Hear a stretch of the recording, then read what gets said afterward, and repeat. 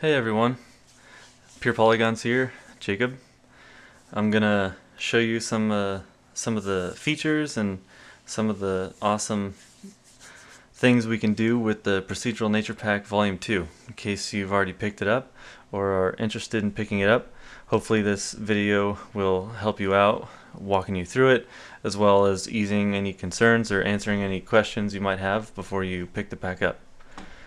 So the first thing I'm going to do is just show you guys the demo scene that comes with the pack. It also comes with an asset overview map here, and that's going to basically show you all the assets laid out just on a grid so you can see them one by one individually instead of in a scene. So under the maps section here, I'm just going to open up the demo scene file. And here's the demo scene that's going to come with the pack. And of course, one of the main features of this pack is actually its ability to easily switch between winter and summer or spring, whatever you want to call it, and all of the simple features to just basically make your life easier as you're going to populate everything. So the pack comes with all 4K resolution textures, so everything's really high quality, and from that point you can adjust it on your own, like if you want certain things to be different texture sizes, certain things to be higher res or lower resolution. But in this case, actually, because all of the textures are 4K, sometimes you may get streaming issues where some of these textures aren't popping in properly. So I'm just going to go ahead and run a command here by pressing that little squiggly button on the keyboard, and if you push, or if you type in r.staticmesh, actually r.streaming.poolsize, you can increase the pool size for the amount of textures that can basically pool into the scene, like stream into the scene. So I'm going to increase the number here, and it's going to allow all of our textures to load in. So now we get 4K nice resolution textures for everything in the scene, compared to before. Some of them were a little bit more muddy and not quite loading in properly. So like I said, if you want to adjust that for optimization, you can always go back and do that later. I'll show you a little bit further on in the video how to do that. So as I mentioned, the main features are basically this ability to switch between winter and summer and spring, as well as snow coverage and ice coverage on top of all your assets here. So let's see how that's handled in the Procedural Nature Pack Volume 2. If we go into our Assets folder, under Blueprints here, you'll see Global Parameters Blueprint. And you might already have one in the scene. The demo scene should come with one, but if not, just go ahead, drag and drop it into your scene, and it'll show up here in the outliner. This is where you're going to adjust your snow coverage, snowfall, wind, a couple other features like that across like all the assets simultaneously. So if we just adjust our snow coverage here, I'm just going to drag the slider left and right. You see that the snow coverage on top of the assets, you'll have the snow building up as the number goes up, and lowering of course as the number goes down. You can adjust this per asset. So say you don't want an asset to have this snow buildup on it, you can easily go into the material and remove the snow from that material. The snow coverage also affects the amount of snow falling from the sky. So as I lower this number, say I bring it down to 0.12, maybe 0.15, the snow will slowly start to fall from the sky because it's resetting the effects. And now we see that the amount of snow is much less compared to before. The snow coverage also will affect your water surface. So as we increase it, there will be more or less ice on the surface. And the ice itself is going to be nice and solid on top as we have a subtle rippling of the water underneath. Inside your materials, you can also adjust the amount of the ripple and how much it's affected by the wind. So say I turn the wind down to 0, you can see the ripple will change direction depending on which wind direction I moved, as well as the speed that it's moving at. So I'll just put that back now to the default value. And I'm going to increase the snow coverage all the way to 1. And you can see now it's a perfectly solid ice sheet here on the top of this lake. If we want to, I can go into our materials folder, and under water here, you can switch the water surface to remove the ice entirely. So say you just want a lake water scene that doesn't have any ice built up on top of it, you can do that really easily. Or if you'd like an opaque water surface, you can do that. Or if you'd like a translucent one that will allow you to see through the water, I'll go ahead and hop back into our global parameters here. And as we adjust this, you'll see that now we can actually see into the water as well, and there's a nice ripple effect and distortion on the shader. There's many features you can adjust inside of each of these shaders as well, such as if the water is going to have a tessellation applied to it, if it's actually going to move up and down across the surface, or optimizations such as removing, like I said, the translucency of the water, or adjusting how the translucency works. Basically, whatever is best for your game. I've given you the highest quality, as I mentioned, and at that point you can optimize down from there based off of what's most important to you. So I'll go ahead and leave this translucent water surface on there for now. And let's take a look as well at the snowfall quantity. So right now I have it at 1.5. This is affected by both the snow coverage and the snowfall quantity. So you can adjust them simultaneously just by moving the snow coverage up and down. That'll increase the amount of snowfall. And if you want to adjust the snowfall just by itself, we can drop that down to like 0.5, so that's a bit lower. And as you noticed, when it was at 1.5, it falls a bit heavier, and there's quite a few more snowflakes in the effects. So I'll increase that again, and you can see it starts to turn into a much denser snowfall, almost like a blizzard at this point. If we adjust our wind here, it actually affects the snowfall itself too. So right now it's blowing at a rate of 30 in X. If I make it negative 30 in X, it affects all the foliage, and the snow is falling in the opposite direction now. So basically this global parameter really is changing everything in the scene at once. It's a super fast, really easy feature that gives you like the best look that you want as fast as you want. There are some default values for these. If we go into our global wind function here, just under materials, wind functions, we can see that there's some set values for the default values if we do not have this blueprint in the scene, and you can change those if you'd rather not include the blueprint in your scene and just have these wind function values set up however you want. There's also some default values for your snow. So if we go into the snow, there's some default values for the snow coverage, which is 0, and the contrast, which is 0.7. Basically the contrast, if I hadn't mentioned it before, as our, I'll change the wind back, as our snow coverage increases and decreases, we have it building up on these assets here, and I can lower the contrast to get a nice soft buildup on top of the assets, or increase it to get a really harsh contrast of the snowfall based off of the normals on these objects. So I'm going to leave that down at 0.7. Some of the other features, I'm just going to go through the folder structure here so you know what's where. Just in the main nature folder, we have our maps, and you're going to have this demo scene and this asset overview map. These are some testing maps for myself just as I'm going through and playing with all the different features.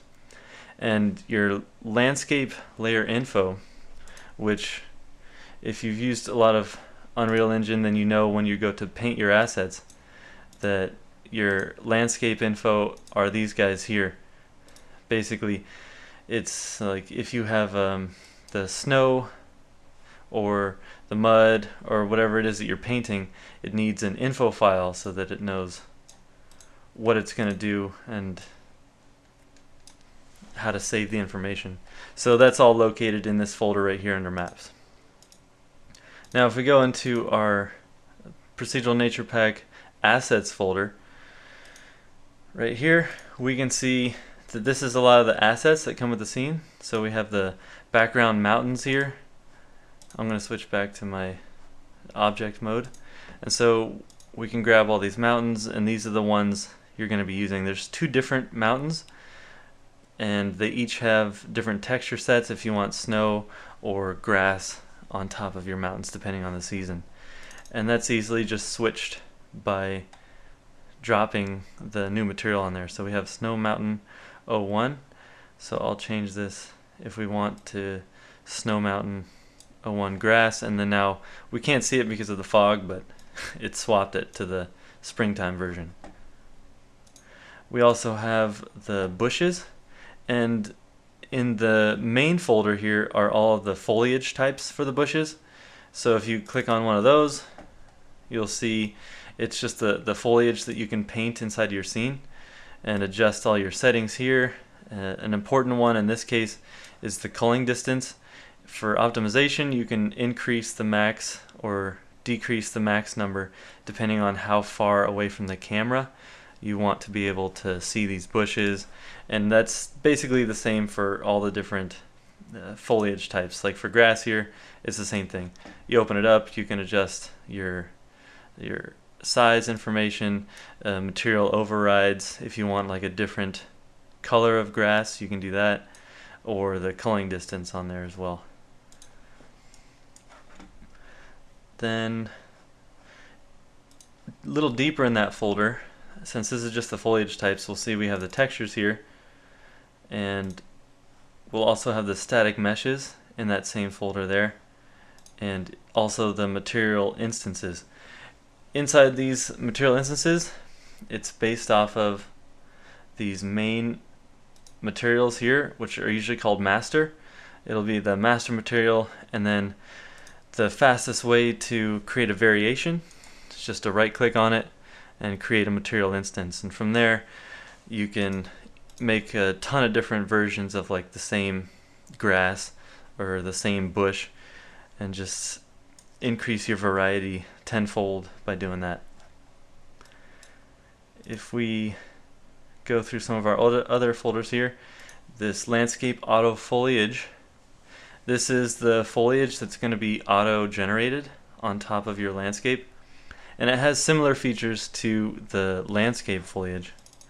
So if we open this up and just drop all these options down here, you can increase or decrease the density on top of your landscape, as well as another culling distance here, and set the start culling and the minimum culling based off of, like I said before, how quickly you want these assets to fade out, because a big concern for a lot of people is always optimization depending on what platform you're trying to run your game on. So these are some great features to help optimize the pack and get them in whatever shape that you need them in. Now here is our pine trees folder. We have some fully fleshed out pine trees with all the nice branches on them that will LOD all the way down to a card, and I provided some cards that come with the pack as well. So this is just the same pine trees, except they're just flat cards that you can put off in the distance, and those are all affected by the global parameters also. So as we increase or decrease our snow coverage, it's going to adjust that on top of those cards. So it really takes care of everything for you as you're doing this. I'm just going to delete those for now. Wind is also affected on those too. And I've provided just a few different types of cards here, depending on what you're interested in, like a single card in the distance, 2 different versions of that card, and also a quad plane card so that it can be rotated a bit more as you place it. And this is actually the card that your trees will LOD down to at the lowest LOD. So even if you place a full high quality tree in your scene, once you fly far enough away, we'll see if we can get it to switch. And there it switches. So it's not super noticeable, and after a certain distance, I think it's just the right distance that most people won't even know it's happening. So I'll go ahead and undo that for now, move it back to where it was, delete that. I've also provided just a couple foliage instances of these trees here so that you could paint them with your foliage tool if you prefer. Maybe it's just easier for people and you can populate things really quickly. So now some of the other things here, we have a rock that I've got, and this rock is the one that's used throughout the whole scene here.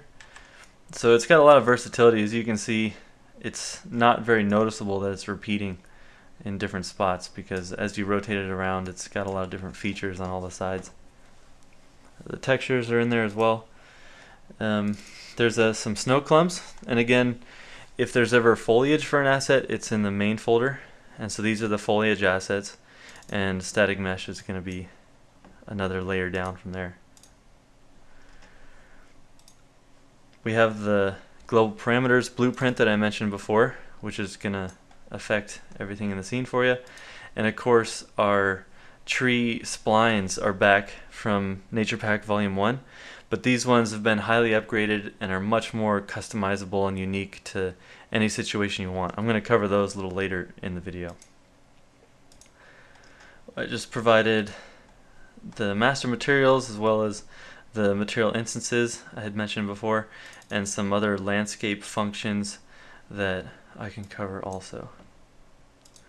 The last thing we have here, besides the textures, which these are shared textures like some foliage, some of the landscape, snowflake, water and wind textures we're using in the scene. But the last thing we have here is the snow effects. These are controlled by the global parameters blueprint, but if you prefer not to use that, you can always just drop a blizzard in your scene and it'll start getting crazy in there. And you can open these up and change them and adjust them however you want. Okay, so that's a pretty good overview of the scene here.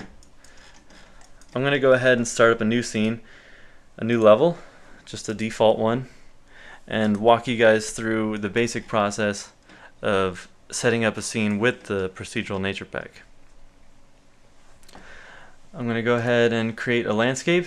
So you go into manage, click the landscape scene here, and under our material I'm going to type in landscape, and we'll see we have the landscape grass master and the snow master.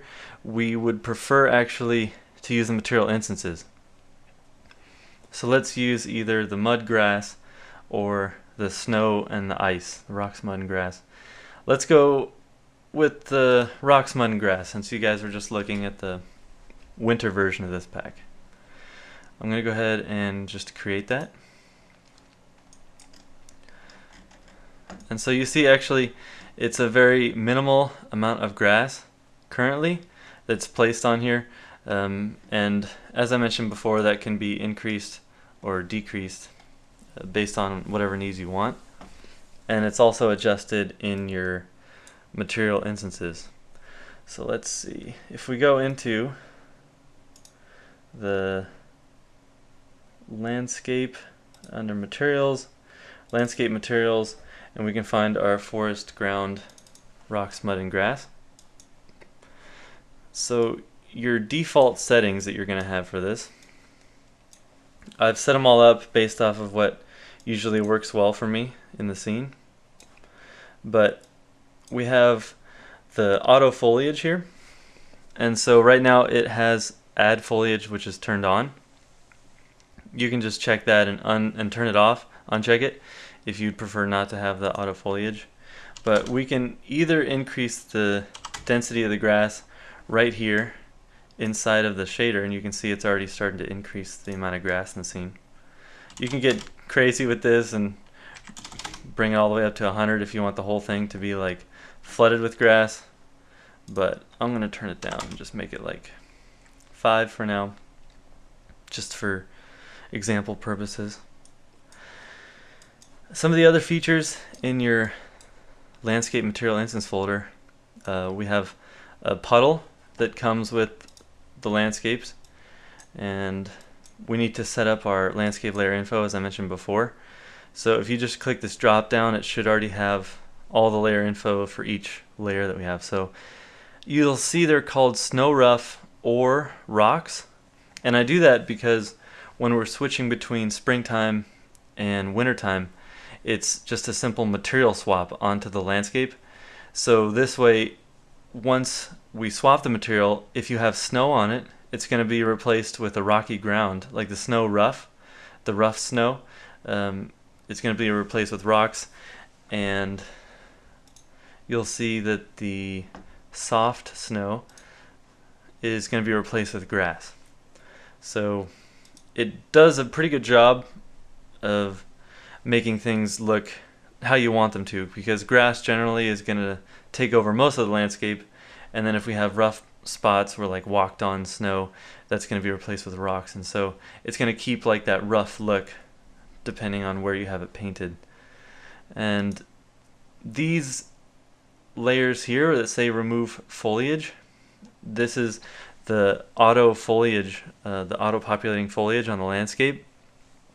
These layers here are going to remove whatever foliage type is at the end of the name. So this says bushes, so this is going to remove any bushes that you want as you paint on the landscape. This is going to remove the grass. This is going to place ice and puddles, and this is going to place forest ground B. So forest ground A and B are in both winter and spring and summer versions, so those don't need to have like multiple names like these ones do. Alright, so let's say we paint some of those rocks on there.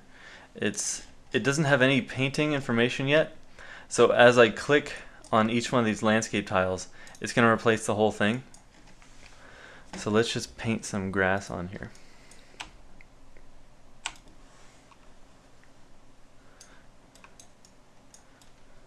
And as we paint the grass, it's replacing all of the rocks, and of course starting to auto-populate some of the foliage for us. Depending on the size of your landscape, it's going to also depend on how much of the foliage is the density of the foliage. So it knows, okay, this is going to be a huge world, so it's going to decrease the density slightly, so that way it's going to be more optimized for your scene. We can also increase the bush density on both large bushes and medium bushes. So I'm going to bring this up to 5 for large bushes, as well as this up to 5 for the medium, and we should start to see a few more of those bushes popping into the scene. I'm going to bring these medium ones up to 20 or 30 and it has to populate across the entire landscape, so sometimes they don't show up immediately and sometimes they're not in the same spot as last time, but that's just simply because of the randomized auto population. Once it's in your scene, it's not gonna change. It's only if you keep changing these material numbers here on the right that's what's gonna affect the placement. It's gonna continue to repopulate the ground again. So if we don't want to play with our material here, say I want to revert all these back to the default values, we can also play with under our assets folder the auto foliage I mentioned before. So the green grass is for summer, the orange or the mostly brown grass is going to be the winter. We can also increase our density right here. So like if you bring this up to 15,000 on the grass or 50,000, it really just depends on the size of your landscape, like I was saying before. And we can do the same thing for our live bushes. So let's say this is 5,000 now. And now it starts to populate quite a bit more on those. You'll see here at the end, the L stands for large and the M stands for medium. So let's maybe bring this down to 2,000 and the medium ones up to 2,000 also. I'm actually going to lower the large ones down a bit to like, I don't know, 800. Let's just try 800. See how that looks. So now we're getting a better dispersion of our assets here. As we paint our layers here, just so I can show you with a little bit more of an obvious look to it, I'm going to increase our grass density even more. Let's just make it 500,000, see what that looks like. It may take a moment to populate. It's a lot of grass. Yeah. Okay. And you can change the variation on how it's placed by checking or unchecking the grid, as well as using this placement jitter function here, increasing the value of that. Alright, so as we paint, I'm just going to hide this for now. If we paint our rough rocks,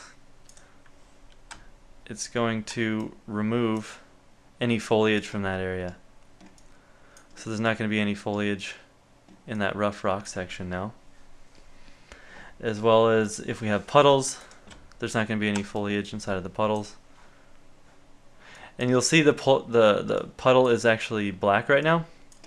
It's not showing any reflections. The way you're going to get reflections into your scene is if we place a skylight, and so then you're going to get some nice reflections from that. So you'll need a skylight in your scene if you want the puddles to properly reflect. And if you want them to reflect even more accurately, then we can place a sphere reflection capture probe into the scene, and that's just going to capture whatever's around that puddle there. And you can play with the puddle features, the color, the reflectivity, so that it all looks just the way you want it. A cool thing about the puddle here is if we just paint a really soft layer on top of something, I'm going to decrease my tool strength of the landscape to like 0.1. And if I hold shift, I can remove puddle. But if I just slightly paint some of the puddle on top here, we're going to start to get a cool wet look on top of our landscape. So it's going to make things kind of shiny. So you can see it's not fully a puddle yet, but as we continue to increase that value and click more and more on the surface, then it's going to turn into a nice puddle for us.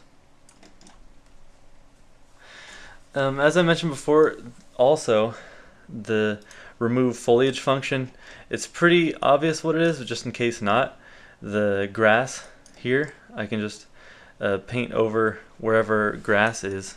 It needs to compile the shaders here. But as I paint over sections of the grass, it's going to remove grass. And if I use the bushes, it's going to remove the bushes from the scene also. Should just take a second. I can show you guys some of the foliage features that come with the pack too, like and you won't notice it disappearing immediately because you have to actually wait for it to repopulate the ground as you're painting. So I'm going to paint over this, and now you'll see there's not going to be any grass spawning in this area now.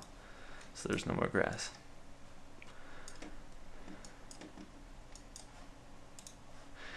Alright, let's, I showed you actually many of the foliage features and the optimizations for them. I can take a look here at the textures just to give you a breakdown of what the names mean. So for the color map, it'll generally be called color or albedo. That's pretty obvious in most cases. What the merge map is to save on like texture numbers or instances of textures. I have merged many of my textures into different channels. So the red channel on the landscape is generally your masking channel. So this is the texture that's going to be used to tell the landscape, oh, the whiter parts of the texture are going to start showing up first, and the darker parts are going to start showing up last. And it just helps with the height blend on the assets here. And that's how like these rocks can nicely blend into this puddle because of these masks that I have. The green channel is the roughness, and the blue channel is going to be the height map. Sometimes the red channel will be an AO. Generally, if it's not on the landscape, it's going to be an AO channel. So just that's what a merge texture generally is, in case you're curious. Then of course we have the normal map. That's also pretty obvious. And in other cases, like many of the assets, you'll just see the names like roughness, AO, displacement, and it's all displayed right there for you. So some of the other foliage features that we have, if we go into our materials folder again, let's go ahead and open up the pine tree branches. As I mentioned, you can have snow or no snow on assets just by checking the snow box and then turning it off or on depending if you want it to have snow or not. And this way you can use your global parameter, and as you increase the snow coverage, if you have this unchecked, it's just not going to have any snow show up. So maybe there's something in the scene that you don't want any snow on it. Same thing for wind. You can turn the wind off. And for all the foliage, there's some really cool wind features inside of here. So let's go back into our demo scene. I'm not going to save any of this. And if we go into our demo scene here, I'm going to increase the wind a bit just so we can see how this is going to be affected as I change the parameters. So let's turn the wind up to 30. I'm going to change the direction so it's blowing in 30 to 30 in that direction. Let's just say miles per hour, but it's probably a bit faster than that. So if I select my tree here, I can see all the different materials applied to it. I'm gonna go ahead and open up those branches like I talked about. And if we come into our wind section, you can adjust the scale of the object, and what that's going to do is change how much the wind affects it. So the larger the object, tree is like a 2.2, grass is like 0.2 or 0.3, the wind's going to affect it less because it's lower to the ground. The sway effect here is affecting how much, as the wind is blowing, it's pushing the assets off to the side. So say I bring this down to 0, then you'll see it's not leaning as much, but if I take this all the way up to 1, then it's swaying really far off to the left, and the wind is affecting it a lot more. The vertical gradient here basically tells the wind, starting from where the ground is up to the top of the tree, there's a gradient, and at the bottom of the ground it's a black gradient that says wind shouldn't affect this. And as it gets to the top, it's a white gradient and says this is where the wind should affect this the most. And so this number here is basically controlling the gradient on your foliage. So if we bring this up to like 200, you'll see as it goes up, it's starting to decrease the intensity that's being affected. And if I take it all the way up to like 1,000, now the sway is barely happening and we're just getting a light flutter on the asset there. The flutter can also be changed by selecting your flutter intensity, and we can bring that down to 0, and so now it's not really fluttering at all. Unfortunately, or maybe fortunately in some cases, depending on how much you want to tweak your materials, but the bark is a separate material from your pine tree leaves here. So the bark will need to have those same settings applied to it, and we can just do that by changing the sway effect to 0, the gradient intensity to like 2000.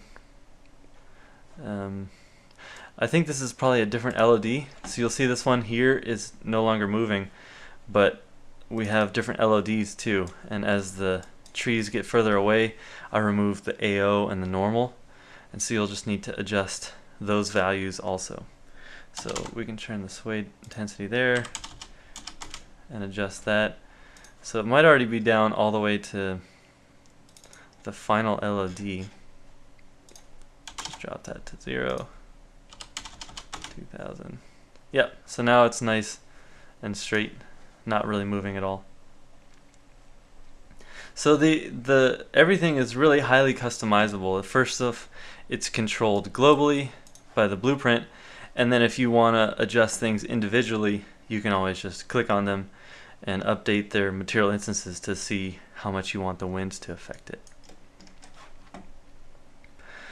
Now, something that people really loved from the last procedural nature pack, of course, was those spline generated trees. And so they're back in this one. I'm going to go into my blueprints folder, and we have the spline blueprints. And now I found a way that as you drag and drop the tree into the scene, it's going to spawn upright already for you. In the last one, you had to rotate it always, and that was a bit of a pain, kind of annoying. Unfortunately, you still have to add another spline point, so there has to be 3 spline points on the tree before it will start to populate the tree properly. And so I'll just drag that up. And so of course the wind affects the splines as well, so if you'd like to leave your tree as a spline and just leave it in the scene, it'll work just as well as the rest of the trees. Fit right in with them, no problem. Another thing, if you want to optimize it though, of course, you can also, after you're done with it, just go to File, Export Selected, and I'll have to make another video for you guys just to show you a quick walkthrough once you've created a tree, how you can export it, fix the UVs on it, and re-import it so that you have really nice optimized trees all throughout your scene. Instead of some of these blueprints can be a little more expensive because it's calculating all this information here. And I know some people were concerned with the frame rate from the last pack, so that's why this time I made sure to include some already made trees in the pack that are no longer splines, as well as I'm gonna try to get one of those videos out pretty soon, importing and exporting your finished trees. But let's walk through some of the features on these trees. So it's got a lot of similar features from the last one. You can hide the tree if you want, just in case you want to adjust the spline before you adjust the tree for any reason. There's just these nice checkboxes, as well as your material. So your initial spline tree material is applied here, and there is an LOD material applied there as well. And these can be found under tree bark, and then we have non-spline trees, and you'll see these really stretched looking ones because of the way they're set up. These are the spline tree materials, and so you can open those and change the brightness, swap out the textures if you want to replace them with your own textures to make your own tree bark. And let's look at some of the features. So these are pretty similar from last time right here. the start scale of your tree can be increased or decreased, as well as the end scale, so what the highest point of the tree is going to look like. As you increase that, it's going to increase the top of the tree, and we can add another spline point here, and you'll see it really starts to show. It gets pretty fat there at the top. I'm going to leave that at its default value. The vertical tiling amount is going to adjust the texture, so how much that bark texture is tiling along the tree there. Horizontal tiling is going to adjust the wrapping of the texture of the bark around the tree. And I have removed tessellation on this one because with the current wind setup, it's not cooperating well with it. But if you adjust the way that the wind is working inside the materials, you can always add tessellation back and increase or decrease that here too. Then, just like in the last one, you can go into each of the spline points and twist the tree also. So say we want to twist it here, you'll see that the bark is now swirling and twisting around the bottom there. You can also remove branches. Say you just want this to be a root, so it can come out of like the bottom of the tree, and you can just apply a material on there that has no wind, so it's not fluttering around. So you can still create the same root looking trees that we had from the first nature pack. I'm going to go ahead and add the branches back, and if we go down to simple branches here, simple branches, you will be selecting all your different branch types here, and so I've included some in the pack, but you can replace them with your own. It goes all the way from branch A through I, and the different branches are basically just having different amounts of leaf coverage on them. Some of them are just plain branches with no leaves, so they're kind of more dead looking if you want something like that. So they're a little bit different sizes here and there, and you can swap them out just for variety until you get something that you like. I'll just stick with some that are pretty similar size for now. And with simple branches, you adjust all of your branches simultaneously. So the start distance is where the branches start from the bottom of the spline to the top. You'll see as I bring this up, the branches don't start until higher up on the tree now. And if I bring this all the way down to 0, then they start from the ground. So I'm just going to make a little tree here that I think is kind of a fun one. And instead of using all these default values, which are similar from the last pack, I'm going to go in to, let me show you one more thing first. So auto scale branches, this is a new feature I added.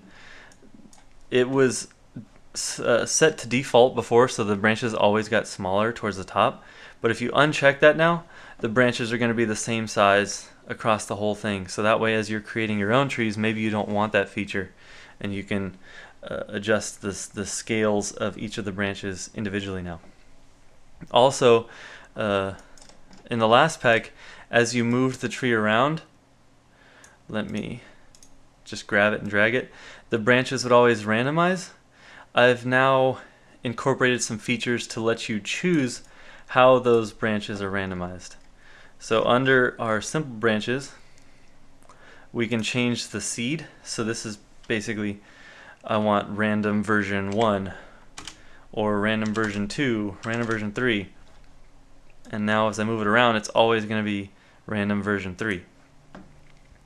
But if you don't want that and you like the way that the last pack worked, you can just check this randomize branches box, and as you move the tree around, it's going to constantly randomize all those branches for you. So I'm going to turn auto scaling back on for now because I think it looks a little better. And I want to show you the new advanced features of the pack, of the spline tree pack. So under our settings, you're going to check advanced branch setup. And you'll see all the branches disappeared for now. That's because now all these different ones called advanced branch 1, advanced branch 2, 3, and 4 are going to be the branches we're using instead of simple branches. So you still place your simple branch types in here, but then we're going to add them through here. So whatever branch 1 is, I click add branch 1 and it's going to add it onto our tree. So now I can individually adjust each branch type. So I'm going to go ahead and say the start distance is 18 or 20 again. Auto scale is on, randomize is off, and number of instances we'll make that 50. And I'm going to change this to branch type A. So now we can adjust the scale just like in the last one. If we want them to be all similar size, we can make them the same number as the minimum and the max, or if you want them to vary, then we can have a slightly smaller one and a slightly bigger one. This is all the rotation, just like in the last pack, and the pitch and the pitch variation. So say you set your pitch to 0, we can have each branch vary by 5 degrees, negative and positive. I'll increase that and you can see it's changing the way that the branches are rotated on there. Same with the yaw. The yaw is the rotated branches around the spline, and so now I want it to go in a full 180 negative, 180 positive, so that it can rotate around the whole thing. Otherwise it's all going to be placed, whoops, it's all going to be placed right here along the same line. So let's find that value again and increase that to 180 so it's rotated around really nice. And the roll is just another type of rotation we can have on there. So that's my first branch. Let's go ahead and add branch 2. Start off at around 20 again. Another feature that wasn't in the last one was now you can adjust where the branches end towards the top. So the branch end distance, if we change that, we can lower that more and more and more to whatever we want. So for whatever types of trees you want to make, you can make them, and see now we have these the second set of branches here that's going to the top, because at the end distance I have it set to 1, but I can increase this too so that those come down the tree also. So you can control branches individually now, and that's a huge plus to making even more customized stuff. Let's go ahead and increase this number of these branches, and let's also let those float all the way back up to the top. So on the second branch I want some slightly larger one towards the bottom. So I'm going to go ahead and say 2, max branch scale, and 1. Then when you look at a lot of reference for pine trees, you tend to get a lot of more dead branches towards the bottom. So I'm going to go ahead and add a third branch. So for my third branch, let me go back to my simple branches and select one of the dead branches. It should be towards the end here, either H or I. H is a good one. So these are more like dead looking branches here. So I'll use those. And we want them to start sooner towards the bottom of the tree. So let's bring this down to like, oh whoops, that's the wrong branch one. It's under simple branches. So branch number 3, advanced branch number 3 here, and it's already starting a bit lower, so it's starting at 5. And we don't want this one to go to the top of the tree, so this is where I'm going to lower that value, that the highest the branches can go, to say 50. or 60. And now I just need to decrease the scale a bit. They're a little too big. And we want it to go a little higher as it starts up the tree, so maybe 10 or 8, something like that. Let's say maybe we only want these bottom ones to randomize as we move around. So now everything at the top should stay static, and these bottom ones here are going to randomize constantly.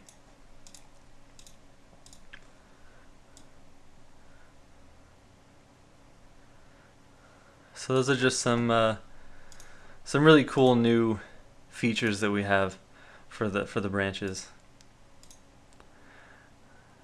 I mentioned some of the optimizations that you could have before on a lot of the materials, but of course for the landscape, a big one is you could turn off world space UVs if you want to just have it the default UVs for the landscape. You can increase or decrease the tessellation density, so depending how many polygons you want on the landscape, how much tessellation, the intensity you want, you can adjust that, or you can just turn the tessellation off entirely, and that's going to be a big optimization for you. Another really helpful optimization is if you want to decrease some of these texture sizes, like I mentioned before, if you just open them up, you'll see that I've provided an actual an 8K texture here, 81 by 92, but it's only displayed at 4096. If you want to make that even lower, under compression, we can change the maximum texture size. So say that's just too crazy for you and it's just not optimized enough for your scene, we can bring that all the way down to 1024. And so now it's going to be just a 1K texture throughout your scene, and that's going to help a bit with optimization. I mentioned also the fade out distances on some of the foliage, but we can also adjust the LOD distances on a lot of our assets here. So say I want to adjust the LOD on this tree, I'm just going to go ahead and open it up, and it'll tell you which LOD you're editing, and this screen size here is going to adjust when it switches to your next LOD. If you watch the try count, you'll see it go down as it switches to each LOD value, and at our furthest one it's going to be very cheap at only 8 tries because of that nice plane that we have, just a 4-sided plane for the tree. But if you want any of these things to appear sooner, you just increase these numbers, because this is the size that the asset is going to be on screen when it switches to that LOD. So it's going to take up 0.425% of the screen when it switches to LOD 1, 0.6% of the screen for LOD 2, and 0.02% of the screen, so a very small percentage of the screen. So this thing is going to get really small before it switches to LOD 3. And you can play with those on each of the assets just so you can get whatever optimization works best for you. I mentioned some of the wind settings that you could set per asset or per material type also, removing the normal, the AO, and a lot of those features that are going to help you to customize the pack to whatever you want. One of the final features I'm going to mention from the pack is this Spline Road here. So that can be created under your landscape if we go into the Manage folder and change your selection tool to Edit Splines. And this already has the Spline Road on it. If you click these giant mountains, here you can adjust the road spline now, and I've already kind of blended some of these roads in with like a muddy material that's provided with the pack. We didn't really see a lot of the snow features, a lot of the snow materials on here. So let's go ahead and just paint some of this. We have the default nice, puffy, soft looking snow, and it all has like a lot of beautiful sparkles, and even a high resolution detail map. If you zoom in on it, there's tiny snowflakes. But you can get rid of that if it's too much detail for your scene. The ice and puddles, we can start painting that in, and we'll start getting some ice onto our ground here. And as we switch to the springtime, that's going to turn into a puddle. That's why it's called ice and puddles. So the other types of ground that we have, I'm going to decrease the wind intensity. Oh, whoops. Just decrease that wind intensity momentarily so it's not going so crazy here. Let's say 5, 12.5. That's a bit more manageable. Alright, so back into our painting. We have a nice slushy, muddy looking ground too. I'm going to just remove this ice by holding shift and painting it over that ground right there and removing all that ice. There's a rough snow, and as you paint that, you're going to get this kind of bumpy, sort of walked on, rough looking snow on the ground. We also have the forest ground textures I had mentioned before, which are both in the springtime and the wintertime packs, or the different settings for the pack. So you can just paint those and it'll swap really easily. So let's actually show the swap so you can see it changing from winter to summer. If I go into my landscape materials, I'm just going to select the landscape, and we'll see the material that's applied to it here. I'm going to swap it out for the rocks, mud, and grass. It might take a moment depending on if it needs to compile or not. So this already has all the compiled materials, and now it has swapped all those textures and shaders for you already. I'm going to take our global parameters blueprint and change the snow coverage down to 0. And since we've switched to springtime, I did have some actual hand painted foliage on the map, so I'm going to go ahead and remove like these snow clumps. We don't want those anymore because it's not going to be necessary for summertime. And if we have, say, some of these live bushes that I painted onto the map, we can actually swap those out for the dead ones. So you'll see elderberry large, or living large, we can change it to dead large. And so now anything I had painted is going to swap out for a dead version. Basically that works for all these guys. I have a living medium, so we can swap the living medium to dead medium. And I think if I go back into my assets,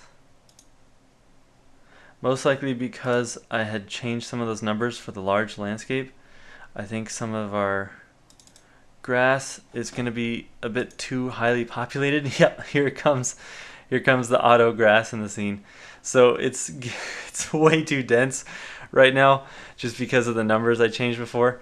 I'm going to revert this back to, I think it was around 3,500 or maybe 5,000 before.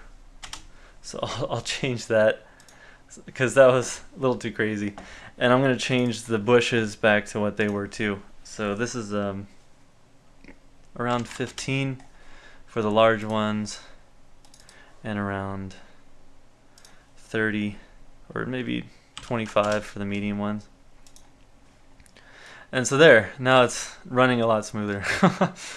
But you can see it's auto-populated a lot of that grass across the surface. let's see, what else do we have? So we can swap out any of those. Like I said, there's some like orange grass. You might want to swap that for the green one, and it'll say green grass patch tall.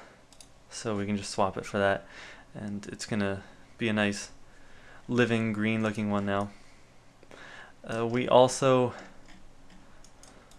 since I unloaded the map, it changed the material again. I'm going to swap back to the translucent one. And I'm going to change this other landscape to a nice springtime one as well. Then we just need to lastly swap these mountain shaders. And the reason I decided to go with a swap, like a manual swap, is because it's going to be a lot more optimized. If I did this automatically, like say in my global parameters blueprint, switching between snow and springtime, it could start to become really costly really quick with all these features inside of these materials. So it's a really simple fix for you guys, that you just need to swap out these materials manually, and it's going to save a ton for performance. So now if I go into background mountains and materials, I'm going to swap this out. I have selected all the mountains here off to the right, and I'm going to swap it for the nice grassy version. Lastly, I'm just going to go ahead and delete any of these snow clumps in the scene, since they're no longer necessary. These are just some manually placed snow clumps that I put in there just for fun when I was playing around with everything. And at this point, like, it's mostly done, besides if you wanted to adjust your atmosphere and such. We'll go into exponential fog and decrease that. Just change these settings to whatever you want, you know. Anything that looks good. You'll see there's a slightly grayish part, a grid material on the landscape here. That's because some of the snow textures actually require less textures when creating the landscape compared to some of these ones. The snow is really optimized, and so you can paint many more different layers on the ground without it causing an error. But in the Unreal Engine, it only allows a certain number of texture samples per landscape tile. So unfortunately, until they change the way that works, if you have a grayed out square like this, it just means that you've painted too many different layer types. So if you paint like all of these different layer types in one square, it's going to just turn gray for you. So we can just grab the grass and just turn the tool strength up to 1 and just paint over this, and we're going to return that back to its default look now. So now it works properly, because I've removed all those other landscape layers so it can show up the way it's supposed to. But that's pretty much it. That covers a lot of the features you guys are going to need. Maybe just like one more feature on the foliage. You can play with your color of the foliage, basically. Like I have some darken and lighten features, and this will randomly darken parts of the foliage and randomly lighten them, so that you'll get some more variation. So if I increase this to a really high number and increase our lighten number to like a really high number, then maybe the darken number is a little too high. 1.5, maybe 1.25, and then lighten number of like 5. This is just really crazy values so that you can see it happening.